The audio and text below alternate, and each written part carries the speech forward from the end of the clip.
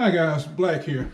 Listen, I uploaded a video of me running 0 to 60 in my F150 in second gear, okay? I couldn't believe how quick the truck was. So I made 2 more videos running 0 to 60 in second gear. It's kind of hard to look at the video and time it. But I've done all 3 videos several times, and I keep coming up with about 7 seconds. But I'm thinking like, wait a minute, my truck does 0 to 60 in about 6.8 seconds using first gear. There's no way it can be 0.2 of a second slower using second gear. There's no way, right? Because first gear is 4.17. Second gear is 2.34, if I'm correct. But I do know it's a big difference between first and second. So how is it that it's only 0.2 of a second slower in second gear if second gear is that much taller than first gear? Before I answer that, I want to tell y'all something. This is why I love to drive different cars, because when you drive different cars, you learn different things. You learn different stuff, And what I'm talking about is this, okay? I drove an 87 Buick Grand National, the regular Grand National, some years ago, back in like 92.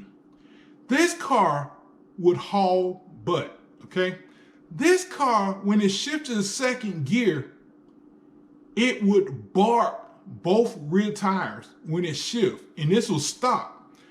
And I noticed that the car seemed as if it pulled harder in second gear as it did in first. And I'm like, no, that's not possible, because first gear is like a 2.7 and second gear is like a 1.5. So second gear is taller than first, so it can't pull as hard as it does in first. Or can it? Some years later, I was reading about the Grand National and found out that I believe they said in first gear, the damn thing runs 10 pounds of boost.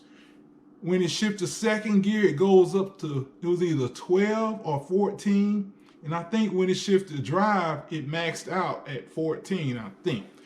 But I remember reading something about that. And after reading it, I was like, well, that explains why the car would seem like it pulled as hard in second as it did in first.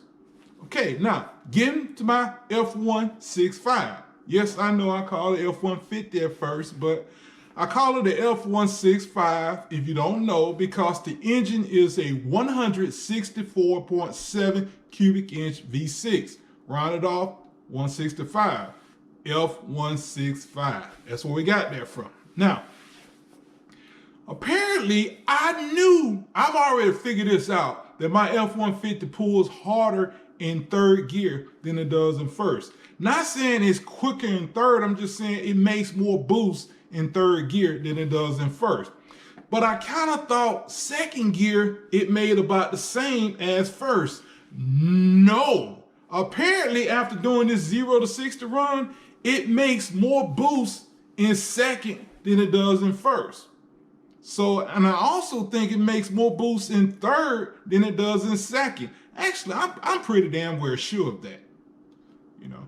And when the 2.7 first came out, they compared it to the 3.5, and a few people said that it was as quick as the 3.5 or quicker.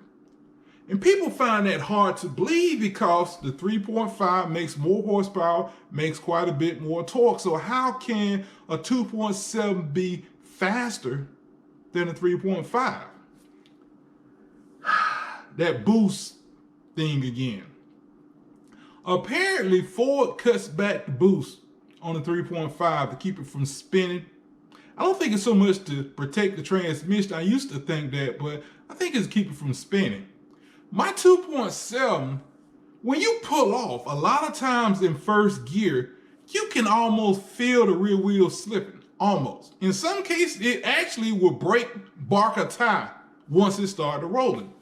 So I'm thinking, if the 2.7, the little small baby booster, as I sometimes call it, I like that, baby booster.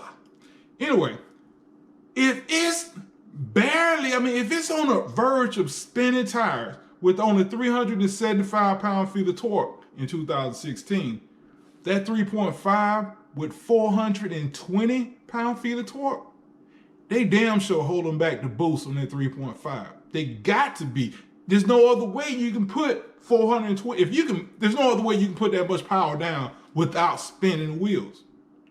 So apparently my EcoBoost 2.7 2016 F150 is making more boost in second gear than it is in first. Oh, I left out the good part. I just went back to the exact same road where I ran my first run. It's a flat piece of land. There's no cars around. I have to worry about East Point police, but they don't too much hang out on this particular street. They do, but I don't see them there too often. I ain't gonna tell you what the name of the road is either. But anyway, this damn thing, second gear. I power broke it. I don't remember what RPM I ripped it up.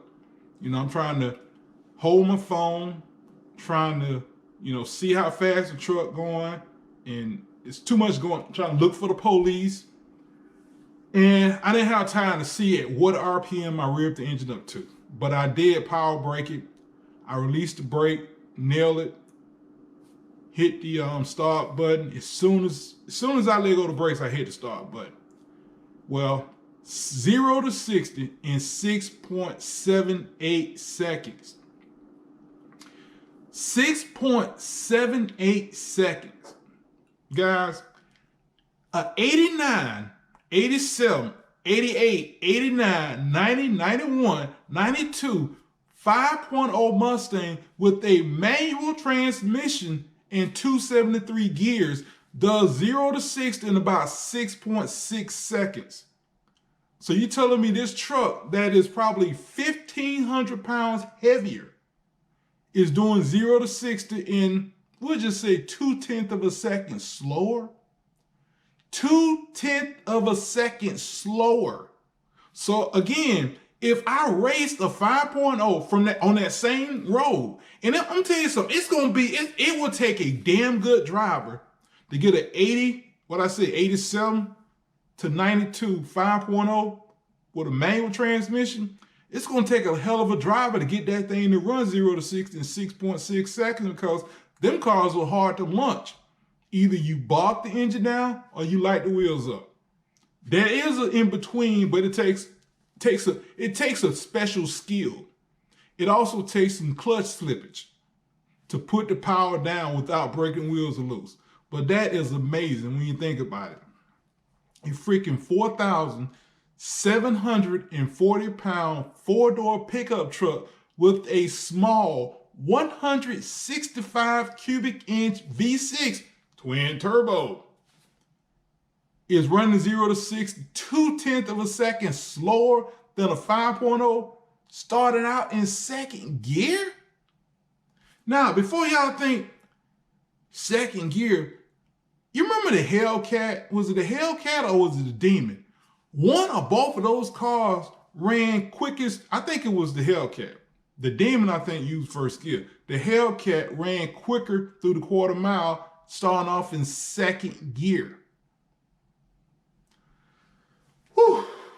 Guys, I love the technology. This is the reason why I bought that F165. I love the technology. I'm like this far from getting a programmer to boost up the engine, but I said I wasn't going to do that.